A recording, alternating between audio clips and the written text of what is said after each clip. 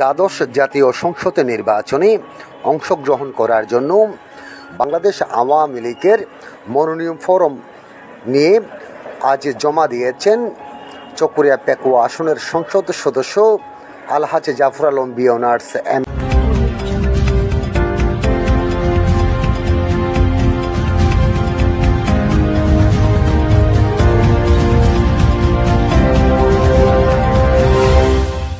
দ্বাদশ জাতীয় সংসদ নির্বাচনে অংশগ্রহণ করার জন্য বাংলাদেশ আওয়ামী লীগের মনোনয়ন ফরম নিয়ে আজ জমা দিয়েছেন চকরিয়া পেকুয়া আসনের সংসদ সদস্য আলহাজ জাফর আলম বিয়নার্স এম এ। এ সময় উপস্থিত ছিলেন মাতামুহুরী সাংগঠনিক উপজেলা আওয়ামী লীগের সভাপতি আলহাজ সিরাজুল ইসলাম চৌধুরী বাবলা, সাধারণ সম্পাদক মুকসুদুল হক সুট্টু, পেকুয়া উপজেলা আওয়ামী লীগের সভাপতি সাইফুদ্দিন কালেদ,